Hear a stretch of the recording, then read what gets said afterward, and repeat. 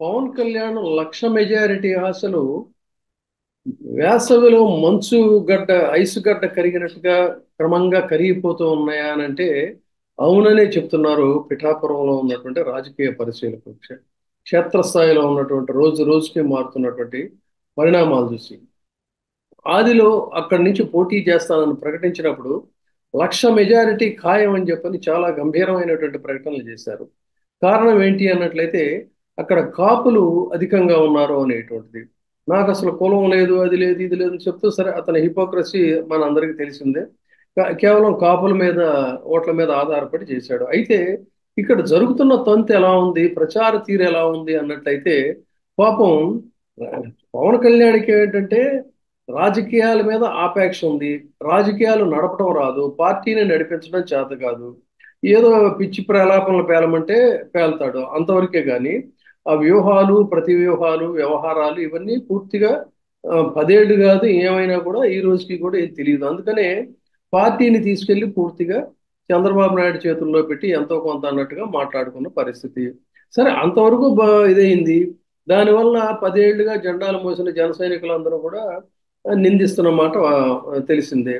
ఆ సంగతి అలా ఉంటే రాష్ట్ర వ్యాప్తంగా పార్టీని నడపలేక చంద్రబాబు నాయుడుతో ముందు సాగిలపడటం ఆ సంగతి అలా ఉంచితే పిఠాపురంలో శాసనసభ్యుడిగా గెలవటం కోసం వర్మ దగ్గర సాగిలపడటాన్ని మేము భరించలేకపోతున్నామని చెప్పని జనసేనలో ఉండేటువంటి వాళ్ళే, జనసేనను అభిమానించేటువంటి వాళ్ళే గగ్గోలు పెట్టేస్తున్న పరిస్థితి.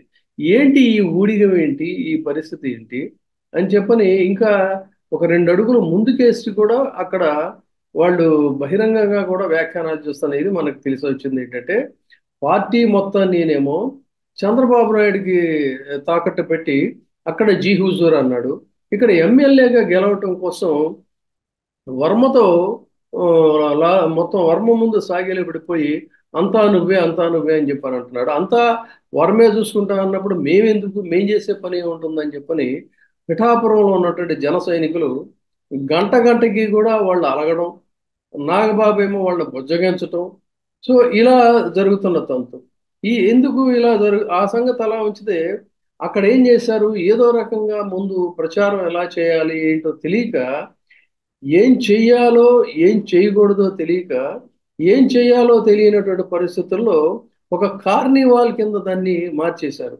మొత్తం ఈ చిన్న చితక టీవీ సీరియల్స్లో నటించే బాపతగాళ్ళు వీళ్ళందరినీ కూడా అక్కడికి తీసుకురావటం, అదేవిధంగా జబర్దస్త్ ముఠాన్ని తీసుకురావటం, వాళ్ళందరినీ చూపించి ఓ సందడి హడావుడి హంగామా చేయటమే ఒకవైపు సాగుతుంది. మరోవైపు ఆ, వంగ గీత తను ఇంటింటికి కూడా ఎండలో లెక్క చేయకుండా మీ ఇంటి ఆడపడుచుని వచ్చాను, మీ ఇంటి ఆడపడుచుగా అడుగుతున్నాను అనేటువంటి బలమైన సెంటిమెంటు ఉపయోగిస్తున్నటువంటి తరుణంలో వాళ్ళందరూ కూడా ఖచ్చితంగా నీతో పాటే ఉంటాం, ఇక్కడ మనందరం రేపు ఈ కార్నివాల్ ఈ హడావుడి అయిపోయిన తర్వాత ఎవరిదారిన వాళ్ళందరూ హైదరాబాద్ వెళ్ళిపోయేవాళ్ళే, ఇక్కడ ఉండాల్సింది మనం, మాకు ఏదైనా కష్టం వస్తే చూడాల్సింది నువ్వు తల్లి, నీతోనే ఉంటామని చెప్పని చెప్తున్నారు.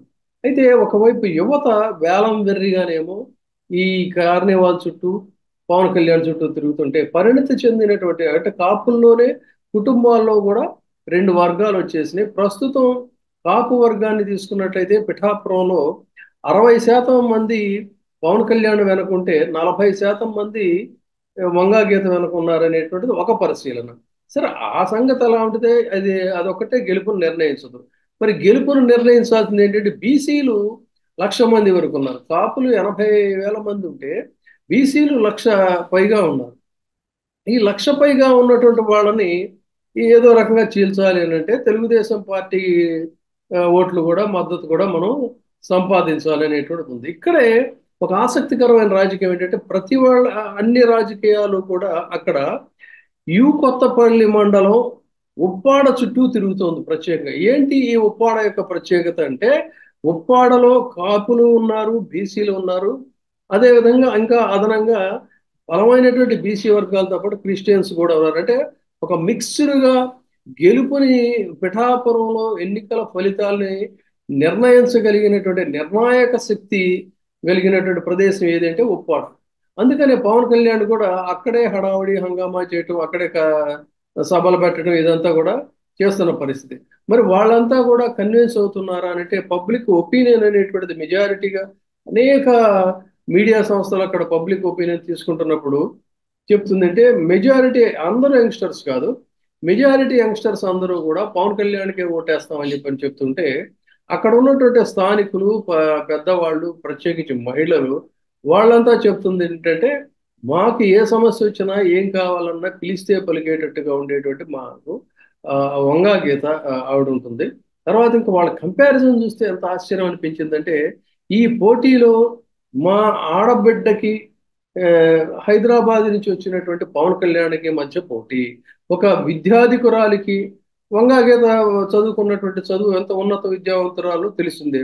అటు పార్లమెంటేరియన్గా కానీ ఇటు లెజిస్లేటివ్లో అనుభవజ్ఞురాలుగా కానీ ఆవిడకు ఉన్నటువంటి అనుభవం అది. ఈయన చూస్తేనేమో ఆయన ఎస్ఎల్సి చదివాడో తెలియదు, 10th క్లాస్ చదివాడో కూడా తెలియదు. ఆ రహస్యం కూడా బయటపడింది ఇప్పుడు. అందుకని ఒక విద్యాధికురాలికి ఒక 10th క్లాస్ క్యాండిడేట్కి వాళ్ళిద్దరి మధ్య జరుగుతున్నటువంటి పోటీ, అదేవిధంగా ఒక కాపు ఆడబిడ్డకి వలస వచ్చినటువంటి కాపు నాయకుడు అని చెప్పుకునేటువంటి వాడికి వీళ్ళిద్దరికి మధ్య జరుగుతున్నటువంటి పోటీ. సో ఇలా ప్రతిదీ వాళ్ళే కంపేర్ చేసి చెప్తున్న స్థితి అనమాట. సో ఇటువంటి పరిస్థితుల్లో ఇప్పుడు వీళ్ళ అంచనాలు ఎలా ఉన్నాయి అన్నట్టయితే మళ్ళీ ఇక్కడ క్యాస్ట్ ఈక్వేషన్స్ కూడా చూసుకున్నప్పుడు కేవలం కాపుల ఓట్లని నమ్ముకుంటే అవి కాస్తానేమో ఈ రోజుకి ట్రెండ్ మారుతూ ఉంది. ఇప్పుడు ఇవాళ ఉన్న ట్రెండ్ రేపు ఉండట్లేదు, నిన్న ఉన్న ట్రెండ్ ఇవాళ ఉండట్లేదు. అలా శరవేగంగా ఆ గ్రాఫ్ కూడా చాలా చేంజెస్ వస్తున్నాయి. సో మొత్తంగా ఉన్నటువంటి ఓటర్లు చూసుకున్నట్టయితే 2.28 లక్షల ఓట్లు అక్కడ ఉన్నటువంటి పరిస్థితి. అంటే 2,28,000 ఓట్లు ఉన్నాయి.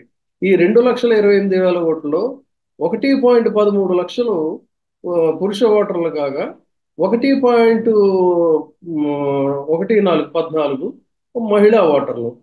వీళ్ళలో 28% మంది కాపులని, వాళ్ళలో మళ్ళీ 10% తూర్పు కాపులని, 19% పైగా మాల, 10% సిట్టి బలిజలు, 10% చేనేత, చేనేతలు ఇంకా అటు ఇటుగా కూడా ఉన్నారని. వీటి కాకుండా మళ్ళీ ఒక 7,000 మంది రెడ్లు, తర్వాత ఇంకా మత్స్యకారులు, వీళ్ళందరూ కూడా ఉన్నారు.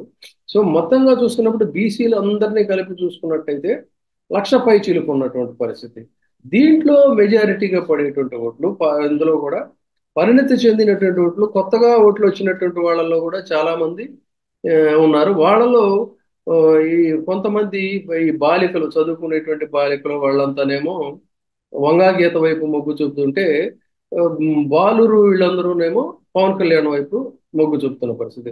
అయితే రోజు రోజుకి ట్రెండ్ మారుతున్న దశలో 1,00,000 మెజారిటీ సంగతి అలా ఉంచినట్లయితే ఇప్పటికిప్పుడు జరుగుతున్నటువంటి సర్వే ప్రకారంగా చూసుకున్నట్లయితే దాదాపుగా 48% పైగా వంగా గీతకి మద్దతు ఉన్నట్టు తెలుస్తూ ఉంది. 37% ఎంతో ఇటు పవన్ కళ్యాణ్ ఉన్నట్టుగా ఉంది. తటస్థులు తెలుగుదేశంలో ఉన్నటువంటి అభిమానులు వాళ్ళందరినీ కూడా కలుపుకుంటే గెలుపు నాదే అని చెప్పుకున్నా మరి అక్కడ 1,00,000 మెజారిటీ వచ్చే పరిస్థితి అయితే లేదు. సో ఎవరికి ఎంత శాతం ఉంది, మెజారిటీ ఏంటి, గ్రౌండ్ రిపోర్ట్ ఏంటి అనేది తర్వాత చెప్పుకుందాం. కానీ ప్రస్తుతం ఉన్న పరిస్థితుల్లో అయితే ఏంటంటే ఈ రోజుకి కూడా విలేజెస్ లో మారుమూల సెగ్మెంట్స్కి వెళితే వైసీపీకి ఒక కన్స్ట్రక్టివ్ మెషినరీ ఉంది అక్కడ.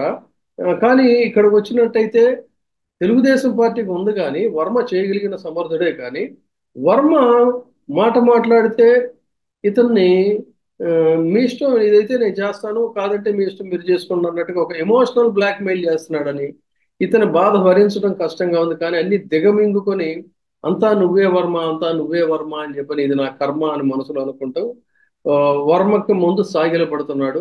ఇది తమ ఆత్మాభిమానాన్ని దెబ్బ కొట్టడమే అని చెప్పని జన సైనికులు అభిప్రాయపడుతూ ఉంటే వాళ్ళు నాగబాబుకి చెప్పుకున్నా కూడా నాగబాబు కూడా ఏం చేయలేనటువంటి నిస్సహాయ స్థితిలో ఉన్నాడు. కారణం ఏంటంటే ఇక్కడే మనం ఒక కొసమెరుపు చెప్పుకుందాం. వర్మ పెట్టే కండిషన్స్ ఎలా ఉన్నాయంటే ఒక ఎగ్జాంపుల్గా చెప్పుకున్నట్టయితే సరే ఎన్నికలు అన్న తర్వాత మనం చెప్పుకోవాల్సింది ఏంటంటే మందు విందు ఈ రెండు అనివార్యం అయిపోయినాయి ఇప్పుడున్న ప్రజాస్వామ్యంలో. ఈ మందు విందుకు సంబంధించి ఆ తర్వాత పంచుడు కార్యక్రమాలు ఉంటాయి. ఈ మందు విందు పంచుడు కార్యక్రమాలని నాకు అప్పచెప్పేయండి, ఎందుకంటే అది మీరు చేయలేరు. ఈ ప్రాంతంలో చాలా సెక్యూర్ జోన్లో వాటిని దాచిపెట్టి ఉంచాలి. డిస్ట్రిబ్యూషన్ అనేటువంటిది కూడా చాలా హై సెక్యూర్గా చేయాలి. నేను చేయగలను, కాదంటారు మీరు చేసుకుంటానంటారా మీ ఇష్టం అని చెప్పని ఆ, అన్నాడంట. ఎందుకంటే ఆ నియోజకవర్గంలో ఆ ప్రాంతంలో ఆ మందు బాటిల్స్ ఎక్కడ దాచిపెట్టాలో, అక్కడి నుంచి ఎక్కడికి ఎలా తరలించాలో, ఇవన్నీ అనుమానాలన్నీ ఈ వీళ్ళ బ్యాచ్కి ఎట్టాగో జనసేన బ్యాచ్కి ఎలాగో తెలియదు. సో అంతిమంగా ఆయన మీద ఆధారపడాలి, వర్మ మీద. అందుకని ఏంటంటే మాట్లాడితే ఇవన్నీ నాకు వదిలేసేయండి నేను చేసుకుంటానని చెప్తున్నాడు. చెప్తా ఉంటే అక్కడే ఈ బాటిల్స్ కోసం ఒక బ్యాటిల్ జరుగుతూ ఉంది. ఇటు ఆ, జనసేన శ్రేణుల్లోను, అటు టీడీపీ శ్రేణుల్లో. ఇది అక్కడ ఉన్నటువంటి పరిస్థితి. సో ఇలాంటి ఇంకా ముష్టి యుద్ధాలు ఇలాంటివన్నీ ఇంకా మరి ముందు ముందు ఎన్ని జరుగుతాయో వేచి చూద్దాం.